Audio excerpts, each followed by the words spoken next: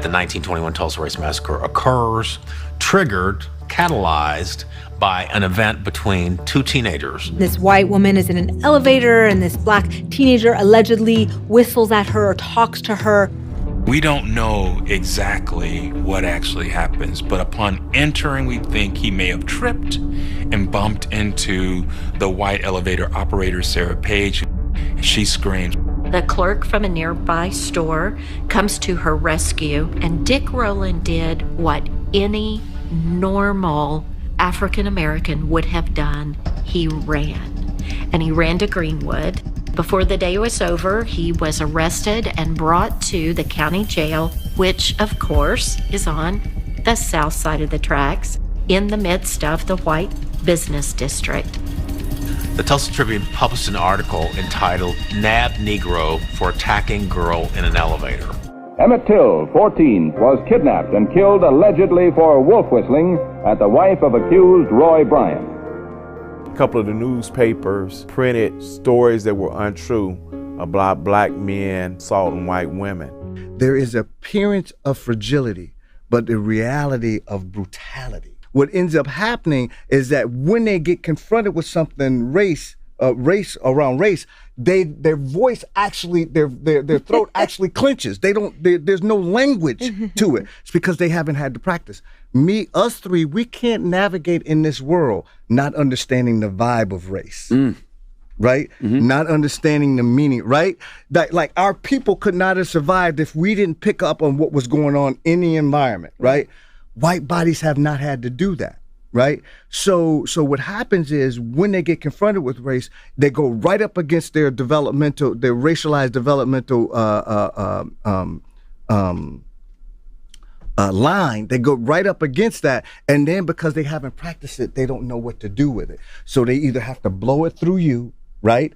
You know, something you're doing is hurting them, or they have to cry. But notice that whenever you see these things on TV, like with Amy Cooper, right, and all that, notice that the first move is some type of emotional thing, but the next move is to grab the system that they believe operates. Okay, no, it's you. Now you are.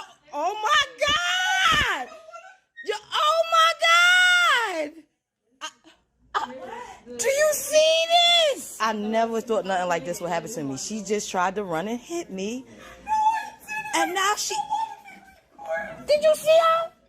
You saw her, right? They all saw her. Karen had a breakdown. She tried to hit me. Ask your workers. She tried to hit me. She tried to hit me. Now I want security for you. Oh my God. I'm sure they hit you. Please don't record me. I just came to get my free panty. You know how you get the coupon in the mail? And I got to pick up my Converse boots from Nordstrom. I don't know why this is happening to me. No, why don't she walk away from me? No, I was here. No. We're not doing this. Why don't I walk away from her? Why don't she get away from me? She could get away. Go wherever you want to go. You keep lying saying I'm threatening you, so I'm recording to protect myself.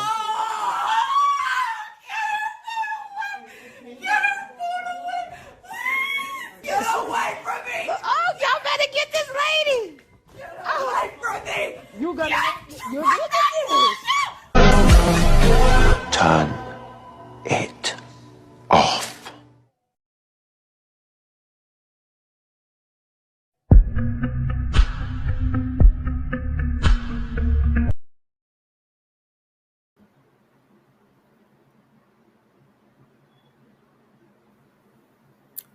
Welcome to the Balance and Virtue of White Women's Tears. This is a panel discussion, and we're coming to you from Faith for Justice Asheville. We're really happy that all of you are here, and we recognize that the images that you saw are really disturbing. So we're having this conversation about the balance and virtue of white women's tears, knowing that this is difficult to discuss. And yet, as people of faith, we have to practice discussing these really difficult topics. We have to practice truth telling. We have to learn to reconcile one with the other, and we cannot do that without telling the truth. We know from the biblical story of Potiphar's wife, who was the lead Egyptian, who falsely accuses the young Hebrew Joseph of sexual assault, to the mass lynching of Black bodies over the centuries in these yet to be United States at a mere suggestion by a white woman that she could be harmed, or those who are observing believing that she could be harmed. The tears of white women or social political elites in our society have caused a lot of pain over the centuries. And as people of faith, we have a responsibility to begin to name this. We know that lives have been lost. We know that jobs have been lost. We know that people have been harmed and their descendants because of white women's tears. And so we want to have a conversation about, when is it violent for white women to cry? And when and how can our white sisters, whom we love, when can they regulate their tears? How can they practice when those tears show up, and should show up, because we know that we all experience grief and trauma in our life. But when is it inappropriate for white women to cry? And so tonight we're going to talk about it. But first, I would like to give us an opportunity to deal with our bodies. And so I like to show you an image. And the image that you're looking at is one of the participants in a TikTok challenge that went viral. And in this challenge, white women were acting. They were practicing how to show tears, how to show that they're weeping and crying, and then how to turn it off. And it became really controversial when Black participants of TikTok viewed that and recognized a history that's associated with that, recognized a contemporary time where we are still wrestling with the violence around that. And so it created a stir and a lot of conversation. But beyond that, because I have been doing racial equity work for a really long time, I have found myself inundated with the question from both women of culture and white women about these tears. And so you see the one image where she looks very effectively weeping and crying. And then the other side, she just shuts it off. And so as you're looking at this image, I want you to think about what you're feeling in your body. How does it make you feel? And where do you feel that?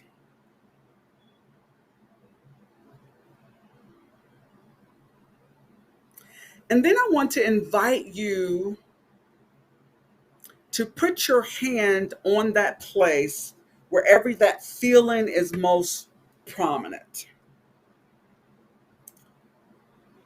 So whether it's your head or your heart, your gut, wherever that is. And you're welcome to use the chat. I know some of you have already begun doing that by naming who you are and where you're from. Put your hand in that place.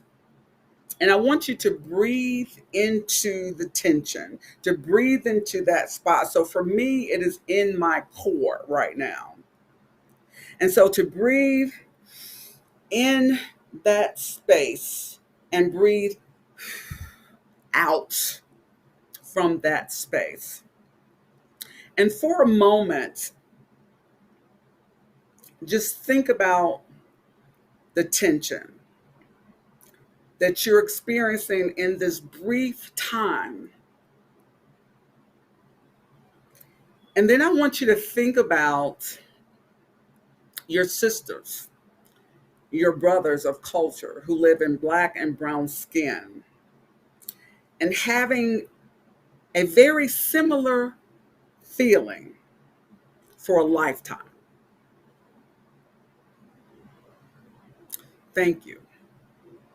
I see shoulders. I see other parts of the body, chest, and your gut. And so throughout our process tonight, we wanted to invite you to connect to your bodies and to feel as we get into this conversation a little more deeply, to just notice how you're feeling and where you're feeling it. And if you have discomfort, to notice that discomfort and to lean into it and to question why. Why are you uncomfortable in that particular moment? And so before we jump in with our panelists, I would like to go to God in prayer. So let us pray.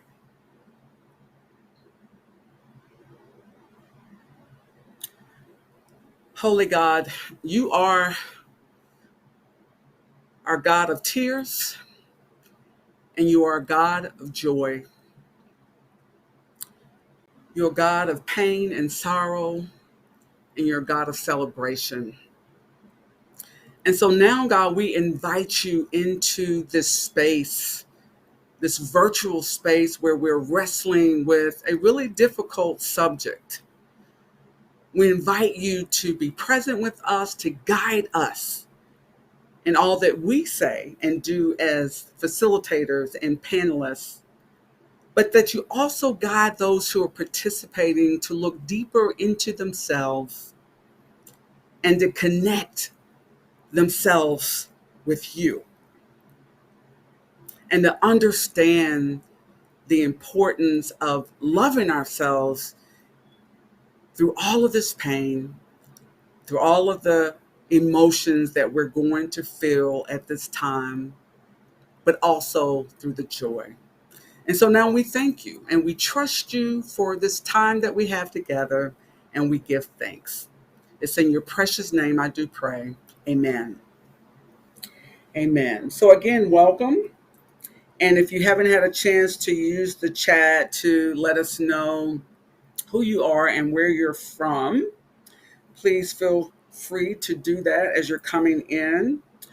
We have moderators who will be monitoring the chat during our time together. And so if questions come up for you, or if you just want to provide an amen, I'm a call and response kind of person. That's my tradition. And so if you want to respond in any way to what you hear any of the panelists say, or you want to have a question addressed at some point in our time, we will do our best to get to all of them. And so now I would like to introduce you to some phenomenal women in my life that have graciously said yes to having this difficult conversation. And so first we have Ms. Ashley Cooper, and Ashley is a facilitator, coach, consultant, and community organizer. Hey, Ashley. Next, we have Libby Kyles, who is the director of community-led grant making at Zedek Social Justice Fund. Say hello, Libby. Libby's busy. She's also a principal consultant and coach for Changing Lens Consulting, wears many hats, and that's just a couple of them. Keaton Hill is with us tonight, and Keaton is an Asheville resident, active community member, and I will add prayer warrior. And so we're happy to have Keaton with us. Marta Akala Williams, Asheville City Schools Executive Director of Equity. We are grateful for her time with us tonight. And last but not least, The Reverend Dr. Marcia Mount Shoup, who is a senior pastor and the head of staff at Grace Covenant Presbyterian Church. And so, just like the participants got a chance, ladies, to look at that video, I know some of you saw that for the first time tonight, and you saw that image for the first time tonight. I wonder, just for, I guess, for my purpose, I'm just curious about, as you were looking at that, and as you were attending to the tension in your own body, were there any particular memories that came up for you? I want to start there. Anything jump out?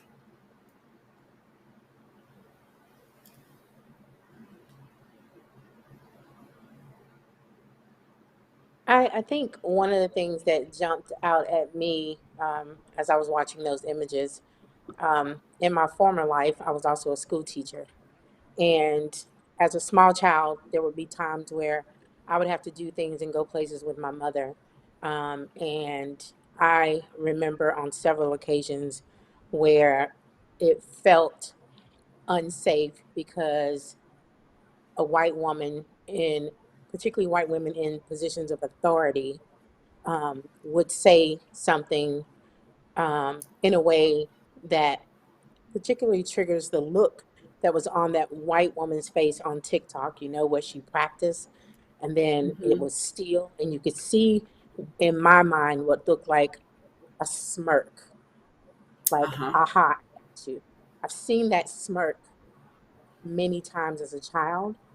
And then as a teacher, I've seen that smirk where parents have gone to administrators in tears about Miss Kyles. Mm. And, you know, the smirk that came on after they came out of the office, um, anticipating that something was going to be happening to Miss Kyles uh, to reprimand me. Absolutely. Absolutely. Anyone else want to respond just to the imagery so far and the video as well as the side by side?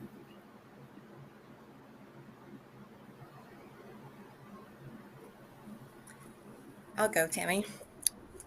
So for Okay. me, it's a little similar to Libby's with the school system or even in the medical profession, where we've had situations where a Black woman is saying, this is what's happening to my body, or this is what's going on. And the white doctor says, no, actually, it's X, Y, and Z. It's like, no, I know my body pretty well. I know what's happening. And I'm being pretty vague because it's Asheville, right? And we're not that big of a place. So it's like if I say teachers or doctors, we're going to know. But I just want to say it so that we all know that this exists and it's right here in our town and it happens so often that there's not that validation of what a Black woman is saying about her body or about her baby or about what's going on. And then you're going to Mm-hmm. cry because you care about that baby more than that Black Mm-hmm. mama somehow. Mm-hmm. And so we have to really, really pay attention because that is so dangerous and so harmful. And it happens often. Okay. So I'm going to shift a little bit and take you back. So, Libby, you kind of started already with a childhood memory. So, this is how long you've experienced these tears, this smirk, this shutting it on and off, which feels very manipulative. Uh, is that your most vivid memory that you have, or do you have other memories that you like to share, like the first time you witnessed that violence of white women's tears? And if that was your memory, it's fine because I know you went back to childhood, so you can think about it. But Marta, if you have a vivid memory of the first time.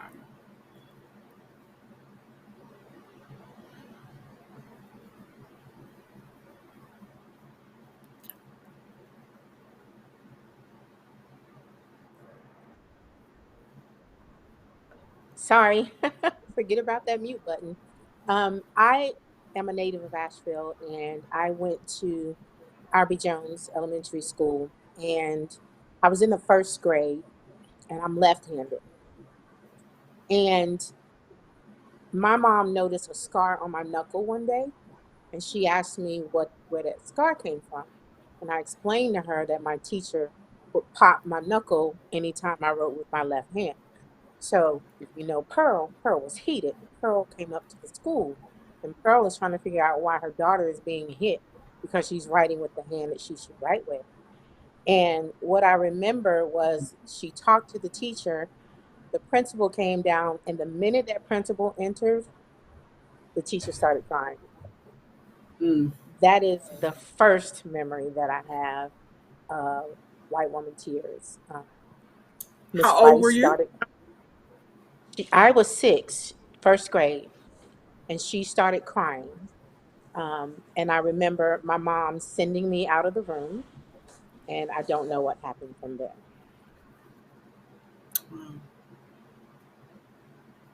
That's early. That's early. So I kind of have a follow-up. Marta, if you want to go now, you can, before I do have okay. So I'm just thinking about how early that is in your journey, right? In life.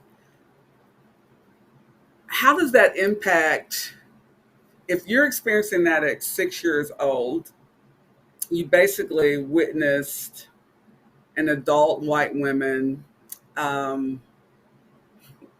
lying, right? But she did it through her body language. That's how I would describe it, right? Unless she felt really convicted in the moment and really guilty, or was mourning in that moment, I would consider it a lie. Maybe not, but nonetheless, that taught you something at 6 years old. If you were witnessing that, you still have a memory of it now. I won't ask you how old you are unless you want to tell me, but that was a long time ago. So over the course of your life, knowing that happened at a really young age, how did it impact your ability to trust white women? So that was my first time experiencing tears. And I have to say, first of all, I'm 50 and fabulous. You have not All seen right. 50 looking good. I'm just saying. Say it, girl, say it. So even in that, as I think back to that moment, and I've talked about this several times in several different places. One of the things that I remember most vividly was the fear that I felt when my mom said, "Leave the room." And that fear, I remember thinking something was going to happen to my mom. Okay. So it was the first time I actually saw tears, but there was a fear that had already been ingrained in me that I don't know where it came from. I don't remember the first encounter where I felt that kind of fear. And as I've grown, I would say, particularly in my early years, 20s, 30s, I was very cautious about how I dealt with white women, because I had experiences, and so I was very mistrusting, and I always kept a distance. And it wasn't until probably 35, close to 40, where I became comfortable enough in my own skin and I had more awareness as to what was happening, that fear kind of eroded. But for a very long time, there was a sense of fear, like I had to be careful because what I say or do might cause someone to cry, and that could cause me to get hurt. Right. When we feel fear, often we're thinking we're going to lose something, right? So in your case, it was your mom. It was the safety of your mother. That's pretty traumatic at 6 years old. So, and we know that trauma lives on, right? It doesn't go away unless we address it over time. And so I'm grateful that you are as fabulous as you are. at 50 years old, experiencing that type of trauma that early in life. So thank you for sharing that story. I also wondered in multiracial spaces, Asheville is wider than a lot of cities, but there are multiracial spaces that we find ourselves in from time to time. And so I wonder how you've experienced white women's tears weaponized in those spaces. And that's for you also, Marta and Libby, and others. If you want to chime in later, you can do that as well. And how did you see those tears showing up in that space? And the reason I asked the question is one of my first experiences in Asheville in a multiracial space, where I witnessed this. I was actually facilitating, and I was at Hillcrest, and it was a mixed group of people there. I can't even remember the venue, and it's probably good that I don't. But we were just sharing an analysis of structural racism. And one of the Black participants, it was a woman, named again an issue that happened in the school. And there was a white woman at the table. And the more that this woman, Black woman, shared her experience, what appeared to be, the more fragile the white woman became. And this Black woman had really expressed some hard truth, like you, like really vulnerable in that moment, and sharing a really personal story in the midst of this room.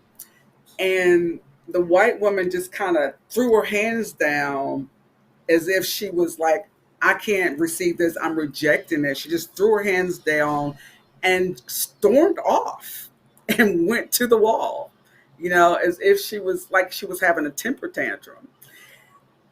And immediately, not that woman, but two other Black women who were sitting in the same group at the table went toward her to comfort her. And instinctively, as a facilitator, I stopped them. I just did this, like, right? And they read my body language. They stopped themselves, they pivoted, they came back around, and then I sent one of my white colleagues to go and have a conversation with the woman.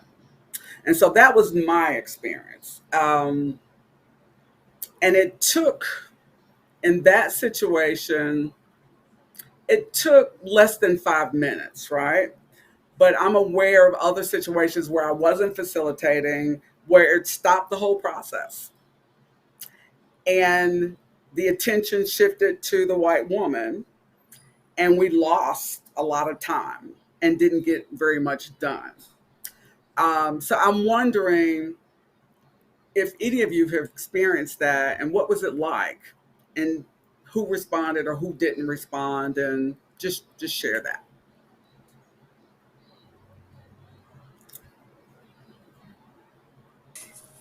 So Tammy, because we bring Racial Equity Institute to Asheville often, and right now it's virtual, right? But when it wasn't virtual, we would sit in a circle.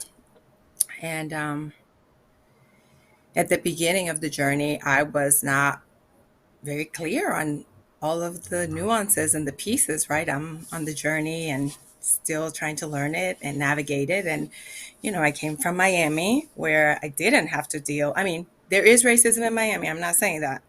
It's just that I didn't have to deal with a lot of white women crying about things, I noticed that here. Because of the reaction that I had when I went through the workshop the first time, and then became an organizer and would see the responses of some of the white women that were either a social worker or a teacher or in, whatever that position is. And just watching the bodies just become glued, right? And just like so, just crying so deeply, and you're kind of like, your body, my body immediately wanted to go do that, kind of like the tissues or the what's happening, right? And very quickly, my sisters were like, you are not, ma'am, right? And very quickly, I learned that that was not how we respond. And then being able to unlayer that, right? Like of when, you said earlier, when is it harmful? When is it okay because you are in pain or experiencing something that's real in your trauma, that we can hold you in that love? And when is it that you are manipulating and centering you and making it about you so everything stops and we're all gravitating towards you because you have a right to comfort, and because in our epigenetics it's like, if you're safe, then I'm going to be safe too. Right. And it was not a beautiful lesson, and it was nonetheless a lesson that I've been able to navigate with all of you on the panel, and that I'm very grateful, and with many others that are probably present here. So it's been that journey of still to this day navigating when, pay attention, focus, and how automatic it is for your body to instinctively want to do that sometimes, even though you know it's not. And it's because it's in your body, right? It's like it's in us for that safety. Yeah. Well, thank you for naming that, because I think often as women of culture, Black women, Latinx women, Asian women, even, we've been so socialized to take care of white women, and particularly Black women, which goes back to the plantation. If Mrs. wasn't okay, nobody was okay, right? And so it's a way of instinctively, and as you refer to epigenetics, it's blood memory, where we have a memory in our bodies that lingers there, that if white people are not well, then children are sold, people are maimed, they're lynched, they're murdered. And so we instinctively want to take care of white women when we see them breaking down. And yet, I would love to hear from you or Libby. What happens to you when you do that? When you follow through, like when you actually did it, or when you witnessed it, what happened in your body?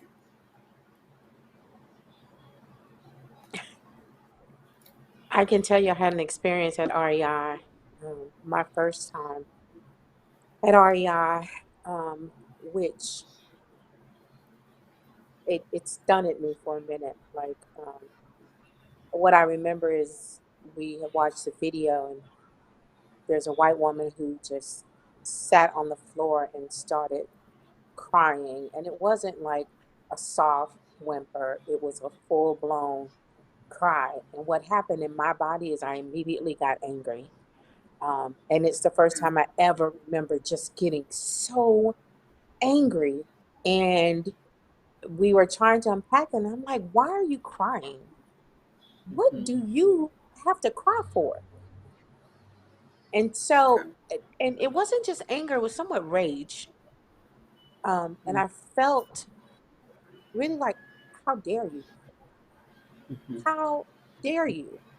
And I'm not saying that my reaction was right. I'm just telling you what it was. It felt very insulting to me that she's sitting on the floor boohooing, and there are people who are trying to make sure she's okay. And I'm sitting here thinking, I'm the one that should be crying. Why is it that you now? Yeah. And so, and it actually turned me away from REI for a minute. Um, and it may be, I think what I heard Marta say is sometimes, you might not have known what you were walking into. And I didn't realize what I was walking into, and I wasn't prepared. And so had I been prepared, I probably would have reacted different. I probably would not have been angry. I might have been one of those people trying to comfort, but because I wasn't prepared and I didn't know what was going to happen in that space, there was a rage that just kind of built in me. And how did other people in the room respond to her sitting on the floor sobbing? Well, I can tell you this. There are three Black women, Libby Cowles, LaVie Montgomery, and Keena Proctor. We immediately made eye contact. Like, do you see this? Am I seeing what I'm seeing? Wait, hold up. So we immediately made contact with each other, and it was like, Hmm. oh, okay, this is what we're doing today. And there was a common understanding that I knew that they were feeling and thinking exactly what I was feeling and thinking. And then you could see that I think the facilitators were just kind of watching the whole dynamics of all the things that Hmm. were happening. I could also see some of the alumni who were sitting in the back, like, ooh. So you could see reactions on people's faces.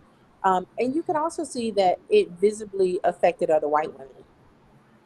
And while some of them, they didn't start crying, you could see them gravitating toward her to comfort.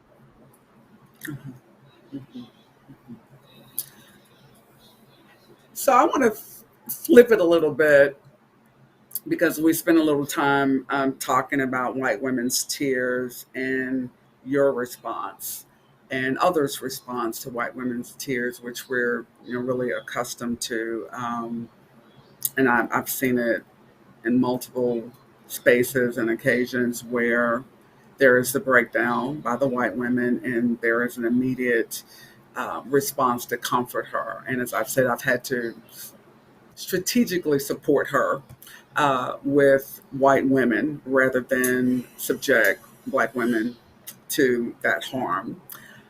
But I wonder about black women's tears and Latinx women's tears when you found yourself in multiracial spaces. Have you ever cried, and what was the response to you, or any space that was public?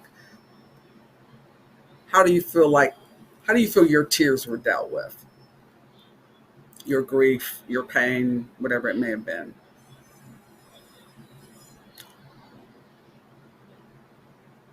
And if it's not your own experience, did you witness another black or brown bodied woman weep publicly? And what did you notice? So I can say that, well, you know me, I I can be very passionate. Oftentimes, when I think about and speak about things that are passionate for me, I am drawn to tears because oftentimes I'm outraged by the things that are happening, and I really want to express my displeasure and my hopes and my dreams for our kids and things like that. And so oftentimes I will break down and cry. And my experience has been, um, and this is going to sound somewhat odd, like this deep appreciation for my tears that I don't always understand and I don't really like. um and there's this immediate need to tell me, that it's okay, or that they respect me, or that there's value in me, as if I don't know that already. I do know my value, I know my worth, but it's almost like trying to um comfort me by telling me how much they appreciate me. So it sounds like, does it feel condescending to you? Like the It depends on response, which it space doesn't. I'm in.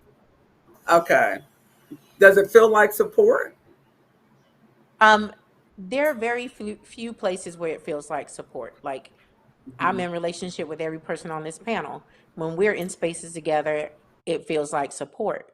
But there are other spaces that I've been in where it's just like, oh, it's yeah, she's crying. Let me tell her how good she is. Let me make her feel better about herself. And really, that's not necessary. But that's what it feels like. Okay.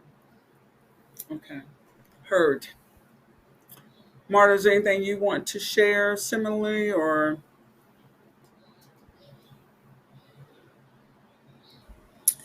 So if it's personal, I don't, because I only okay? cry in front of my deep in deep relationships. So I'm going to pass on that one Okay. because I don't know that experience. All right. So I appreciate you naming that. Can you at least say more about why it's important to have the deep relationships in order to have the tears? Because Absolutely. people Just for understand this that. reason that we're talking, right? So it's not weaponized or used against you, or she was too weak, or she was too mean, or she was too Latina, and she's just coming at me, and I felt unsafe, and I just didn't know what to do. She's always coming at me like la la la la la, and it's so scary. And so, it's just kind of like you just save it and you go to the people that you trust and that you're in deep relationship. And in this case, for me, very fortunate to be in relationship on this with the folks on this panel that is multiracial, and I can allow myself to go there with each of you when it's the most vulnerable moments or the hardest moments, and when I'm not sure, when I have to inquire, when I'm like, is this even okay? What am I feeling right now? When I sometimes don't even know what it is. But if I'm not in a relationship, or prior to doing the work to the level that we have done on this panel, or probably we wouldn't be here together, I would say that there wouldn't be many people that would know that about me. And there's a bunch of people, I'm sure, here on the Zoom or the YouTube that know me, and they're like, wait, what, you cry? Or you have these moments? Because I've lived here almost 32 years, and I'm telling you that that's not the norm. The norm is that Marta's so aggressive, she's so assertive, she's so something, something, right? And so it's that protection of then it not becoming a weapon, that I am to something that is scary for a body that cannot handle what I have to deliver in truth or whatever it may be. Absolutely. And so I definitely hear that. I've experienced that in very similar situations in terms of where and how I express my emotions. And what I've also learned is that even that harms us, right? And so it's like we can't escape harm, because even when we need to cry or want to cry, um, we find ourselves sucking it up. And that causes a lot of stress in our bodies, and it becomes really unhealthy. As you were talking, I have a memory of when I was living in Boston. I went to see The Purple Color, with Whoopi Goldberg. And I was in this really fancy movie theater with pretty much all white people. There was myself and my husband. That was it. And The Color Purple, as you know, is there's a lot of deep trauma in that movie. And after the movie was over with, I ran to the bathroom and I closed the door, and I couldn't even get out sound because there were other women in the room, but I just needed to go in there and I just blew, right? Because I would not allow myself to cry in front of white women. That's what I was dealing with. Like, I just witnessed some serious pain, in this movie. I identified with that pain, but I'm in an environment that I felt was hostile. And so I could not express that in that moment. So I had to do it kind of secretly in the bathroom. And it was a nice bathroom. It was like one of those with the sink and the toilet and everything in it. It was gorgeous, but it was still a bathroom. And later, after we left and I got home, I was able to, or really on the way home, I was able to release some more. But it just makes me think about how many times Black women, Latinx women have to do that, like have to hold it in. Um, to protect ourselves, whether emotionally or physically or otherwise. So it's challenging. So I want to shift again, and I want to open this up to our other panelists. And this took longer, of course, than I was hoping it would. And that's the way it is, right? This is the type of work we're doing. We looked at kind of images of the past. We looked at some that are contemporary, and a question that was shared with me because white women's tears have often resulted in lynching, right? And particularly Black men being incarcerated, losing their life, being hung from a tree, found in Chattahoochee River, whatever the case may be. We have a long, long history of that.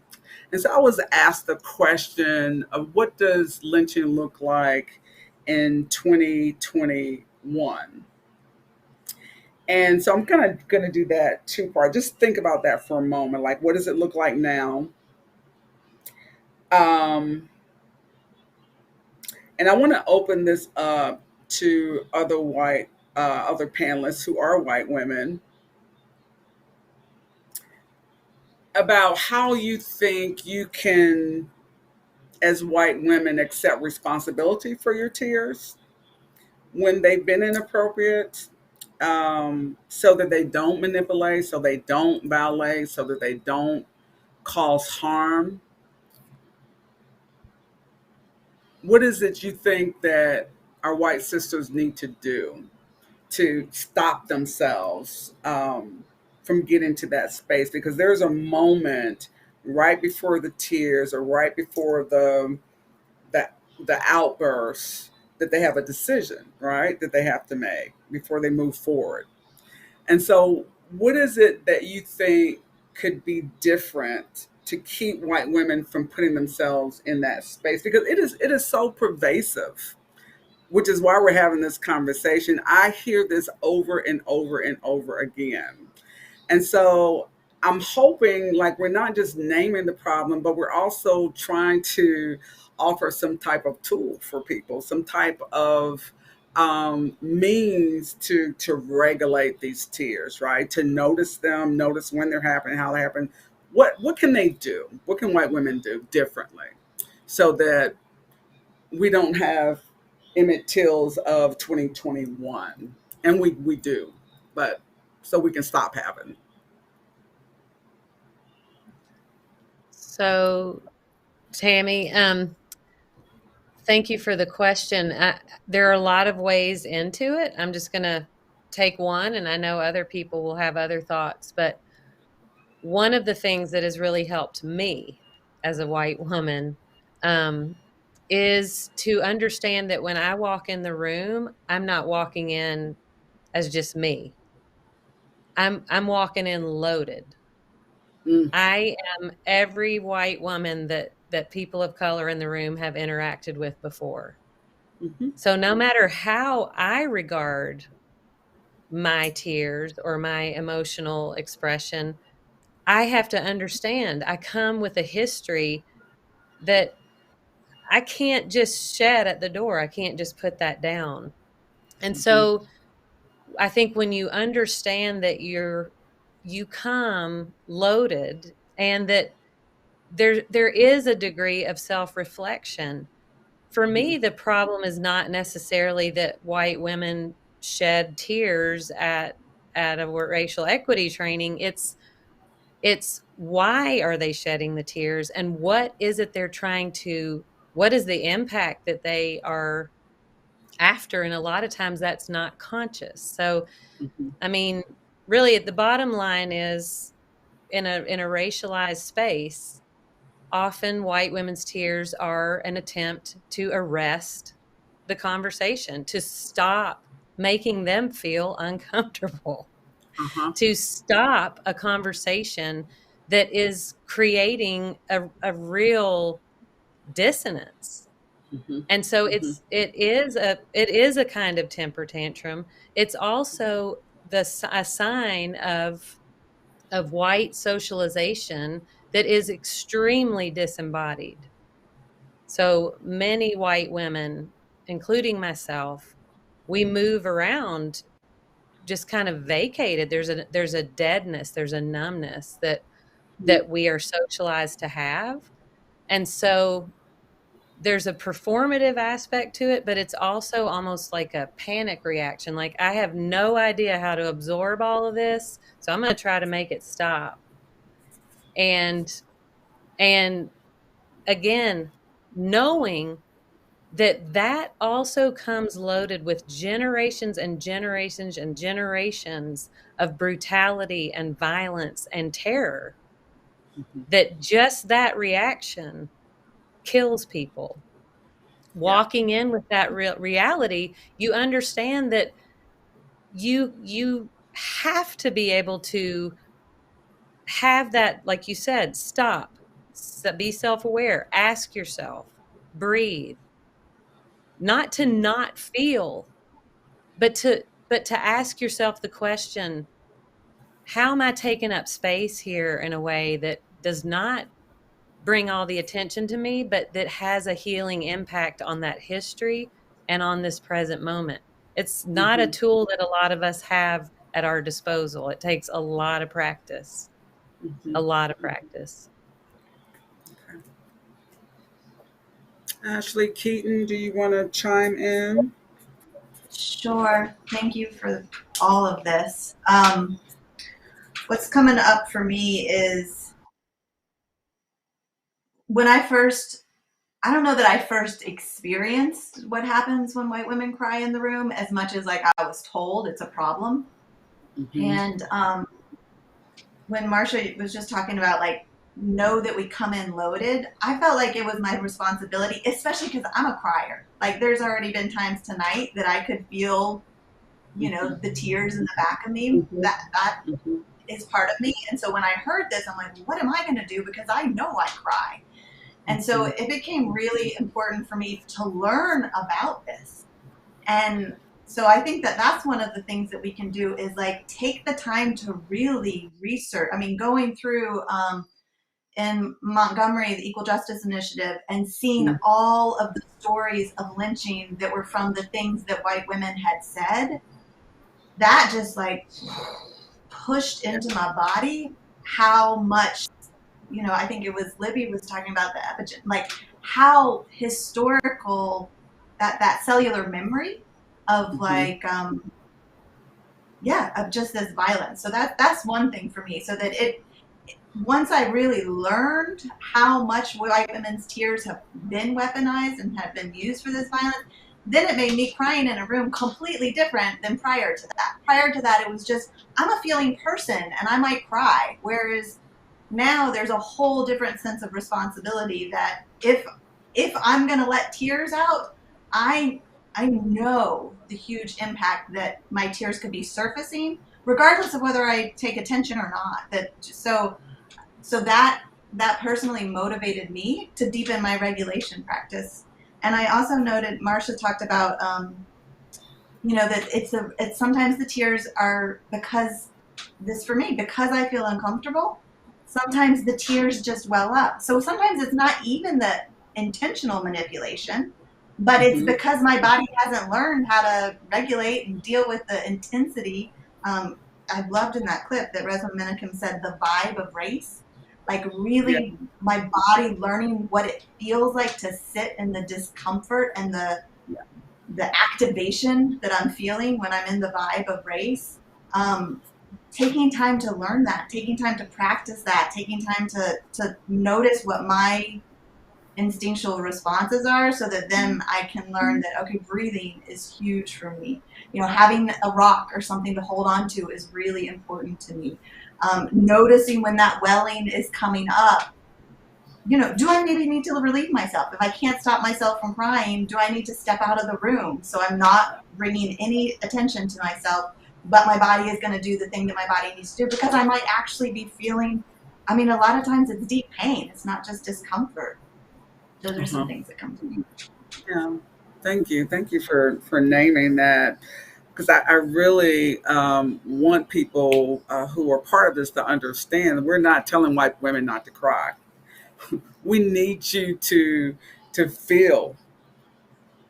And I think the disembodiment that Marsha referred to, I just wonder, like, what is the benefit of being numb, of not feeling? And what do you lose when you remain numb and you don't feel? Because we're humans and we're wired to feel. That's why we have emotions. But particularly racial conversations, which are difficult for any of us to have. I've been doing it for 20 years and it's still hard, right? Ashley gave some very specific things that she does in that moment when she feels the tears welling up. And Ashley, I'm assuming that is in multiracial spaces or spaces where you're having some difficult conversations, particularly about race. You already know this is not appropriate because you have relationships and you have people, particularly Black women, who are saying to you that's not okay. So you have practiced breathing. I heard you say grabbing a rock. I heard you say actually getting up and excusing yourself and leaving the room. So you begin to practice that. And so now do you find that you notice quicker than you did before when it happens? Okay. Yeah. And Marsha, to your response, like what is the benefit of numbness? If that's the way white women have been socialized, right? Not to feel, to kind of maintain this numbness in their body and their spirit. How does that benefit? I want to understand that. Yeah. Well, numbing is a trauma response. Mhm. And I saw a good comment from my sweet sister and partner in crime, Millie Morrow, in the chat about white women needing to shed this concept of victimhood, you know. And I do think that sometimes numbing, that we learn to numb ourselves because we aren't in spaces where our emotional needs get met, or we even learn how to take care of ourselves emotionally. I know my heritage is Scots Irish, and it's very stoic and unemotional, and there's a coldness to it. And so, in my own life, when I experienced trauma, the response that I got from, my immediate support system was, "You're fine. There's nothing wrong. There's nothing happening." And so I don't see that so much as needing to always assume a victim status, but also just kind of learning, like, there's no sense in being emotional. It's not really no one's gonna be there, to kind of support that or absorb that. I do think that numbing is also something that our bodies learn. It's not that I'm sitting there thinking, well, better turn on the numb switch now, but it's something our bodies learn. And I can feel myself leaving my body. I can feel it. It's a very familiar sensation that I have when I'm in spaces where I don't know how to take up space, or I'm feeling like there's an emotional overwhelm that I'm not going to be able to deal with or get support around. And so I shut it off. I shut it down. I do think when that takes place in racialized spaces, that the dynamic changes, right? Because white numbing is also very sinister. I mean, it's how terror has worked through the generations. It's how white people can just sit there and watch a Black person be lynched and think they're having a picnic. I mean, there's a deep, deep brokenness to it. So I'm not saying there's a benefit as much as there is just a truth. Yeah. That's part of how white people function in the world. It's part of how white people are taught to step on somebody as they climb the ladder and not look back, or not really think about that the generational wealth your family has came at the expense of other people. Not really think about that stuff. Be able to just say, well, I've never thought of that. That's a form of numbing. Thank you. Thank you.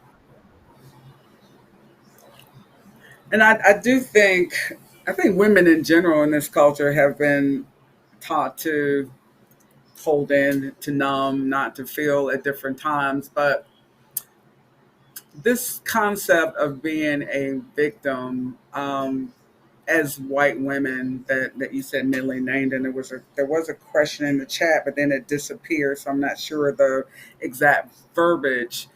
But I wonder,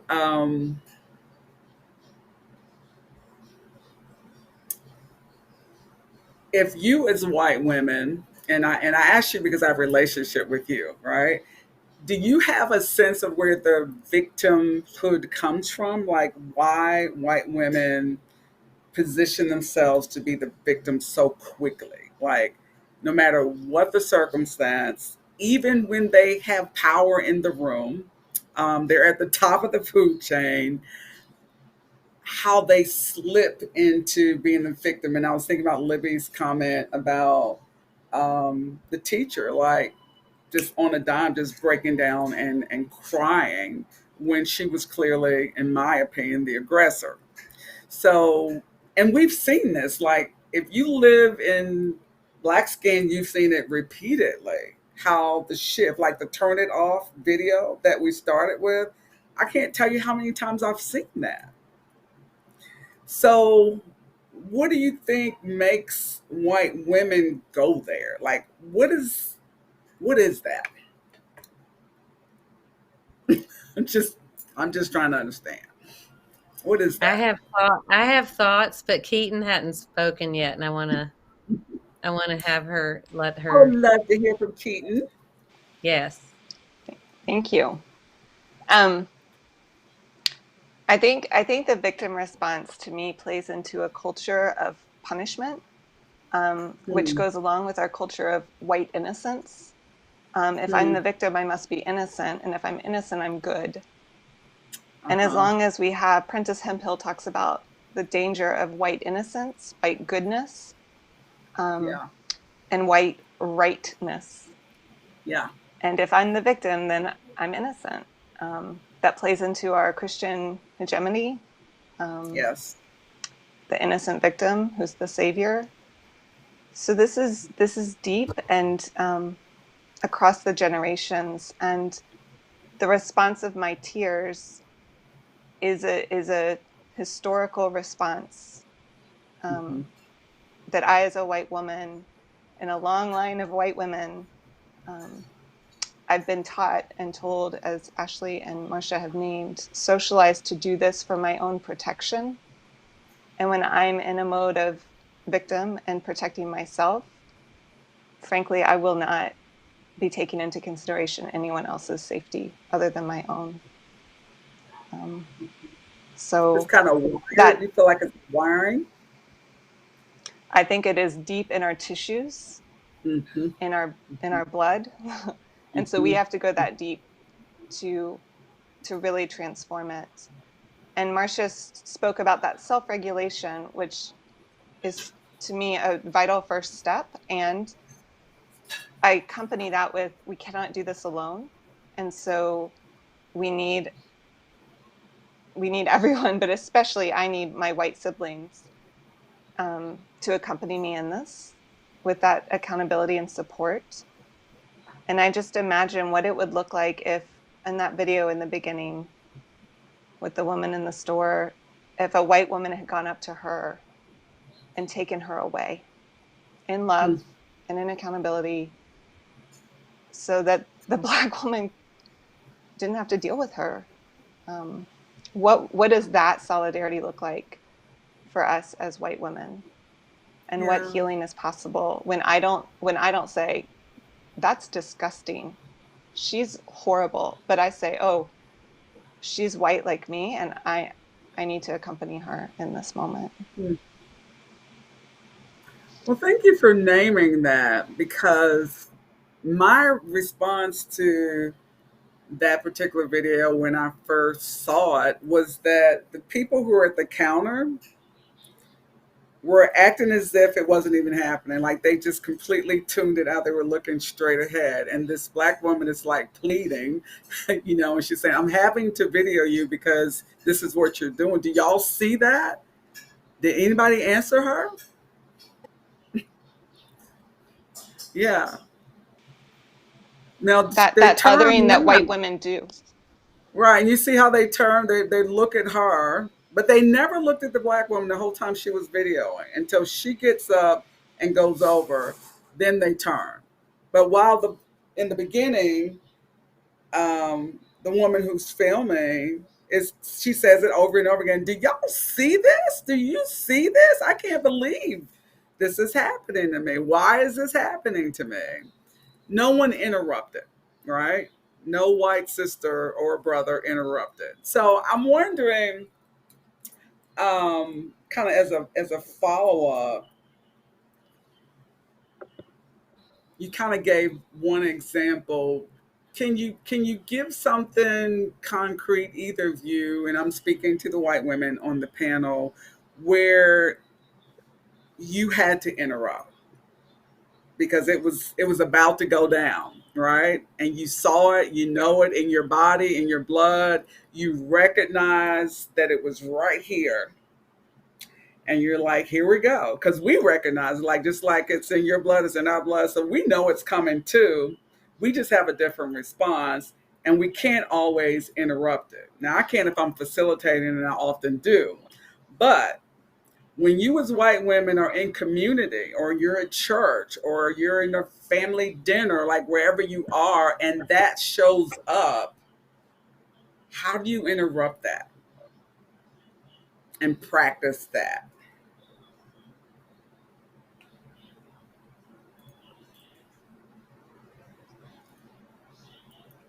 Well, I'm not really good at the remembering of exact situations.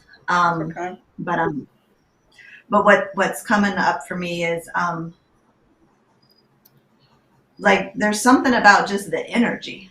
I mean, it's kind of you modeled it in your story. I mean, it was a different context, but when you gave the look and used your finger, and I do feel like there's a level of, as white folks, and at this point too, when it comes to interrupting, it's white folks, it's men, women, it's everybody, gender nonconforming, it's all of our responsibility to step in and to be, I feel like for me, when I'm in any multiracial space, I am highly attuned to as much as possible, but particularly to the other white folks, because I feel like it's my responsibility to be aware of who's starting to slip so that I can feel when that power, because I think to me, sometimes also the tears come when we're feeling powerless.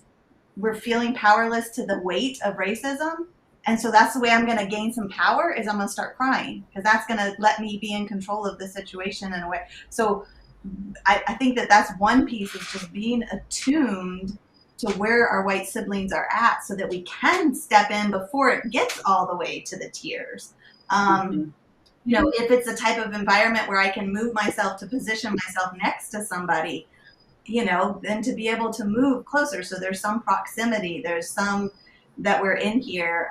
But also, sometimes there are times where I've just interrupted and stepped into the conversation, and I see you've got something going on, and right now the conversation is on, and just to focus it back to, I do feel like acknowledging the person is humane. I see there's a feeling going on, and right now we're talking about wherever the focus currently is. Thank you, Ashley. Thank you for sharing that, and thank you for doing that. And I'm going to speak for all the Black women in the world. We want you to do that. every time. Because we don't want to do that, right? We can't really. Again, unless it's my space, then I absolutely will do that. But generally in public, I can't do that. I'll be arrested. So And I feel like I can't in those moments also. I think I can't because I don't have the power. I'm not like the facilitator. I think I can't because my body's shaking so much. Like I'm getting those cues that are telling me that I can't, and I have to just do it anyways. So you're having to push past your own fear, right? Have to be brave, courageous. Thank you. Martha, Marsha. I was gonna say that I feel like, I mean, my strategy has been that I just expect it to happen, so I try to front load some invitations to people to kind of create some normativity in the space around people taking care of themselves, like naming that before we go into those spaces. And Tammy, you've been in spaces where we were co-facilitating, and you know that, you and I have talked about that, kind of how do we just before it even happens, let's name that this might happen. And so how can white people in the room take care of yourself without expecting the entire room to stop and take care of you? And I think, often I'm in the church. And so a lot of times white people move in a way where if they're uncomfortable, their immediate responses to that, their discomfort is everybody around me needs to change so that I'm not uncomfortable, instead of I'm uncomfortable, I need to take care of myself. Right. And so for me, this is a really important practice for white people, not just about white women's tears, but about everything, because white people, again, are socialized to deal with their discomfort by trying to make everybody else change instead of they need to change. We need to change. And I think those spaces are great times to practice that. Like, understand you're going to get uncomfortable. Have a plan. How are you going to take care of yourself? Because the room ain't taking care of you. That's not what this is for. Absolutely. Yeah, we have been in spaces together, and I've been, as a facilitator, we intentionally do multiracial facilitation teams, and that is the job of the white facilitator, right? Is to address the white people in the room. That is not my job, right? And we make that very clear, and we have a plan and a follow-up, and if the white woman cries, you're the one that goes, and if the white man blows up, you're the one that goes. So we have to literally plan. It takes a lot of energy, right, to prepare for these tears. And these interruptions. And so I am longing for the day where we don't have to have a plan, because white people have practiced, right, how to regulate that, as Ashley has named, and have practiced taking care of themselves, right, and not expecting Black people to do that. And I want to say something else about that, because what it feels like for those of you who are listening who live in white bodies, what it feels like for many Black people when you rely on them to comfort you is it feels like enslavement all over again. Like, I feel like the Black mammy in the house, right, that's having to comfort you in this moment. And it's really depleting, which is why you get an anger response or a response of rage from Black people, because it's like, that is not my job. Right? I'm not doing that. My ancestors did that. I will not be doing that. Right? And so that's where, for me, that's where the anger shows up, because it triggers something. It triggers a memory in us around having to, like, with no choice, having to take care of you. And I don't want to do that right now. So I just want to name that. And if my sisters disagree or want to push back on that, I would love to hear more about that. But that's been my experience. I don't want to push back on that, but I do want to say this. I think there are three things. First of all, I'm a movie buff, and I don't know if you guys remember Pretty Woman. There's a scene in Yes. Pretty Woman where Julia Roberts gets smacked, and she says to Richard Gere, "What do they pull you all aside at a certain age and teach you how to hit a woman?" That I feel like that happens with white girls. I feel like they are socialized from the beginning that this is how you respond. You're the little white princess. You're the one that needs to be protected. It's in our cartoons, it's in our Disney movies, it's all of it. So when we start talking about how we, get to that space where we no longer have to do this work, it starts at birth. It starts with the images that we share with our daughters. It starts with the way we socialize our daughters. All those things are a part of why there's this shift or this white women being able to see themselves so much as victims, because they're taught at a very young age that they're precious. And if anything happens to you, that, you got the white knight in shining armor that's going to come and rescue you. And you never have to worry. You're always going to be taken care of.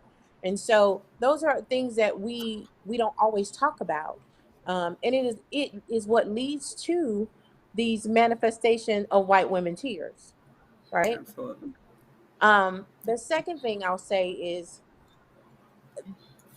in 2016, when was he 45? I guess he was 45. Orange Glow. When he became president, the very next day, yes, I said Orange Glow, and I have no shame about it. I caught The it. very next day, when I went to work, I cannot tell you how many white women stopped me crying, saying, "Are you okay? I can't believe this happened. Oh my gosh. What are we going to do?" And I would say, I know what I'm going to do. I'm going to go teach my class, because, see, this isn't new to me. I've lived in this body my entire life. I've watched this my entire life. But now, when it's happening to you, it's, oh, what are we going to do? And I remember hugging many white women that morning, saying, it's going to be okay. I wish I had responded differently. But at the time, it was just like, oh, it's going to be okay. What was I doing? I was taking care of them. They approached me as if they were really trying to take care of me. But no, that wasn't what it was. You needed someone to hug you and say, it's okay. And that's what you're used to from Black women, is getting that hug and saying, it's okay. So these dynamics are multifaceted. And we have to remember that when we're dealing not only with grown white women, but with little white girls. Yeah, absolutely. Just as you learn some things at 6 years old, white girls are learning some things at 6 years old, right? That's the flip side of that. And if you ever been in a grocery store and seen a little white girl have a tantrum, like, she's being trained early, right? As early as 2, right? That when I want something, I'm going to cry and have a tantrum. I'm going to get it, right? So definitely a lot of male patriarchy. Marta, did I see was that an amen hand, or was that I want to say something hand? It's an amen hand, and then I wanted to uplift something as well. So I want to uplift what you just said, Libby, about, the next day people being like, are you okay? And all the things. And I as you were saying it, I had all the feelings again, because I remember it very vividly. But I also just want to take a moment, Tammy, to say that when we're in this circle, in this relationship, and we were talking about when sometimes we're in multiracial spaces and we see that harm is getting ready to happen to a woman of color, and this is not a make pretend story, this is a story, and it's happened to me many, many times, and just knowing, right, Marsha, Ashley, and Keaton are there, I'm like, sometimes like, oh, I can chill for just a second, right? Like, as I just said something that was really heavy, I just feel like I'm sweating, and oh my gosh. And then want to one of you starts talking, and then I can just relax for a few minutes until it's my come back on, because I was like, I know they're not going to see that's going to get me harm. I'm going to take care of it, right? And you have to have that relationship and have been able to put in the work with accountability and in the process and the stretching and all the things, right? Well, we've already practiced the not so beautiful moments and the what did you just say? And even with each other now, when we are in deep relationships, to be like, what's going on right now? What? Right? And just because I know I've been living in Asheville for a long time, I know that there's going to be people out here that are going to say, you know what? I didn't appreciate this because it seems like all white women cry and cause people to get killed and harmed or whatever. And so I just want to invite all of us to really, really see the big picture, right? About what this really means and what we're trying to do together. And that it's not that we believe that every white woman in the whole planet does this every day, does this on purpose, or at some point you must have done this. So don't try to excuse yourself from it, right? That it's more about recognizing and being aware and knowing and hearing from the white women on the panel telling you when it's been really rough, when you've had to disconnect, when you've had to numb yourself, when you've all the things, right? Because we've been practicing this in this circle for a hot minute, and it wasn't always easy, but we are committed. And we said yes, and we're going to continue saying yes. And so I want all of us to see the bigger invitation that this could be done if we really practice and if we really get into our bodies and if we're really honest and sincere about all of the things you heard, the numbing, the disassociation, that when we do want to use it to center ourselves, when we have that right to comfort, right? All of those pieces I just think are really important. And my body doesn't lie to me. So I just really felt like I had to jump in and say this because I know that tomorrow somebody's going to be blowing up my phone and be like, oh, I didn't appreciate something. So I wanted to say it out loud for everyone that's present. Well, thank you for naming that, and please know, those of you who are listening, we absolutely don't believe all white women function in this way. Otherwise, we would not be in relationship with Ashley and Keaton and Marsha, right? They don't do this. That's why we're good friends. They do regulate, right? They do interrupt. They do the things that we need them to do in multiracial spaces. And so we hope that there are other people, and I have other folks who are on this thread as well that are also practicing this. And our desire is that all of you practice this. And if you don't know how, that you reach out, because it is really a matter of life and death, right? It is emotional death, it is spiritual death, and it is physical death. And we need our white siblings, we need our white sisters in particular to learn how to deal with your tears and get the support you need from one another. And then we need some of you who have been practicing to step up a little bit more, get a little bolder, and start interrupting. And I wanted, before we get off this call, we didn't talk about this, but I would love to hear from you, Marsha and Ashley and Keaton, about what's the worst thing that has happened to you when you interrupted the white women tears? We know you're not dead because you're here. But what's the worst thing that happened when you did interrupt? Well, I'm kind of like Ashley, like a lot of experiences just kind of blob into one big experience. It's hard for me to remember like granular moments. I would like to name, Tammy, that there's some dynamics happening in the chat that are kind of an incarnational example of what we're talking about right now. Because part of, well, it's okay. I can tell you. I mean, but there are some white-bodied people who are questioning that this should even be talked about. And it's not a lot of people, but it doesn't take a lot. It takes one. It takes one to try to shut down the conversation. So I want to just name that the way white women's tears function that we're talking about is a larger dynamic. White women's tears is just one tool. There are other tools. And some of those tools are often deployed by white people in spaces where we're talking about racism and we're talking about white supremacy. And there's always a white person that wants to say, I've not experienced that, so it's not true. And white women's tears are used to say, my pain is more important than your pain. Your pain isn't real. Your pain's not true. And so what my beautiful sisters right now, Tammy, Marta, Libby, are trying to tell us, they're being vulnerable. They're sharing their experience. They're sharing the harm, the stress, the weathering that this causes. And yet we still have a white-bodied person in the chat saying, this isn't true. It's not real. We shouldn't be talking about it. And just talking about it is racist.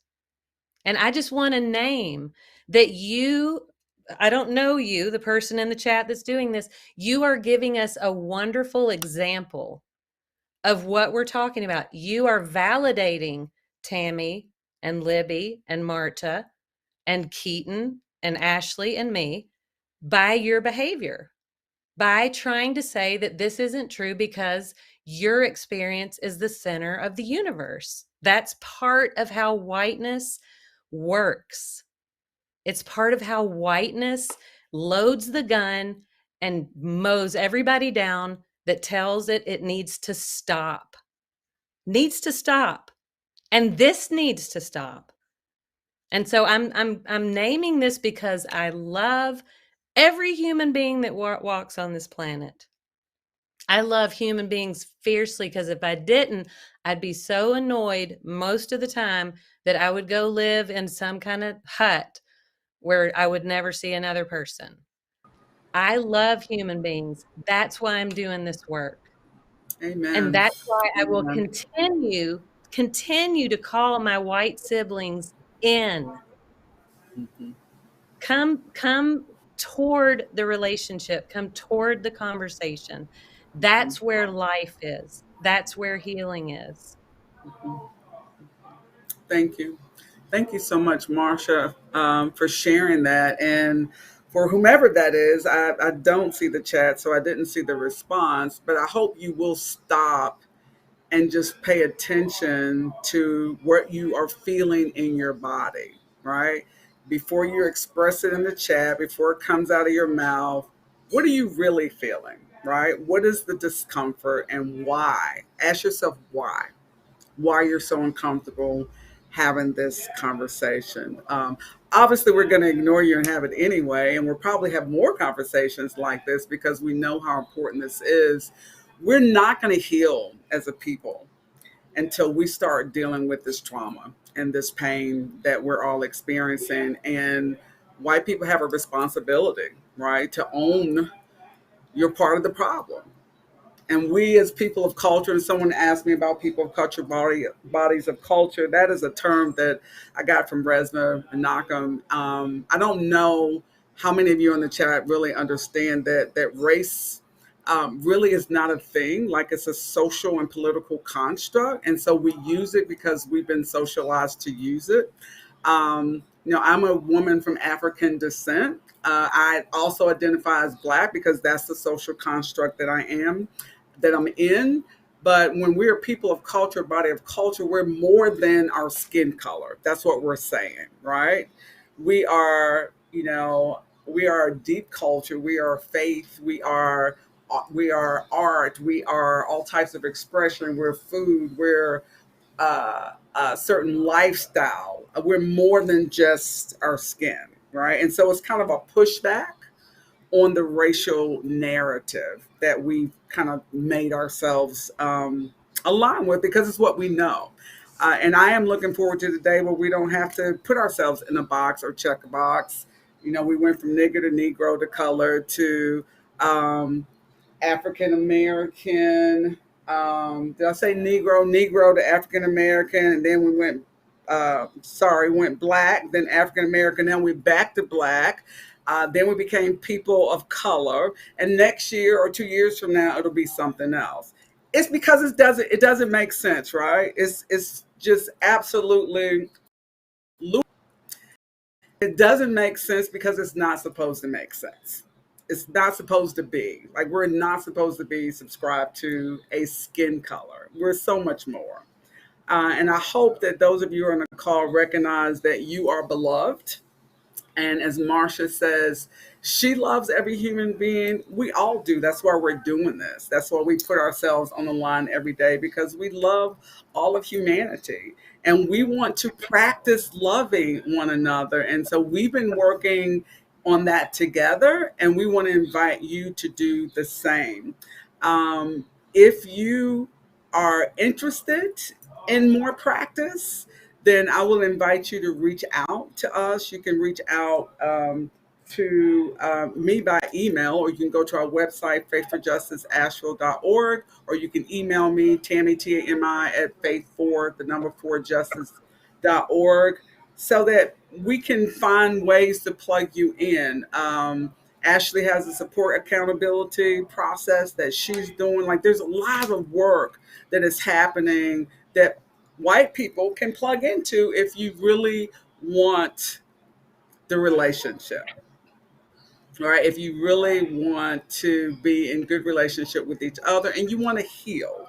We want you to heal, not just because it's part of our survival that you heal, but because we know that you're beloved by God, just as we are, and we want everybody to be well. Any last comments from our panelists? This is our time, and we do need to wrap it up. Are there any unsaid things that folks want to name? I just want to name that it's not our job to convince you. It really, That's it's not right. our job to convince you.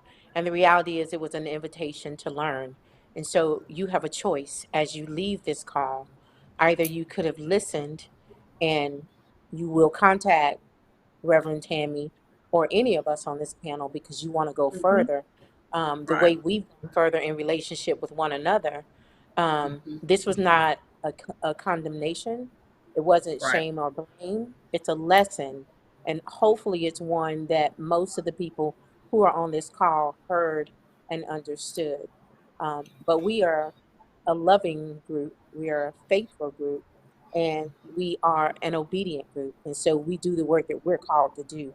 If this isn't your call, this isn't your thing, it's okay. We love you just the same. Absolutely. Absolutely. And we're going to end on that word. Thank you, Sister Libby Kyles, for that. Thank you, all of you, for your offerings tonight. You are each such a gift to me personally, but to the world. And I'm very grateful for all of you. And so I want to say good night and God's blessings and peace to you all. Bye-bye.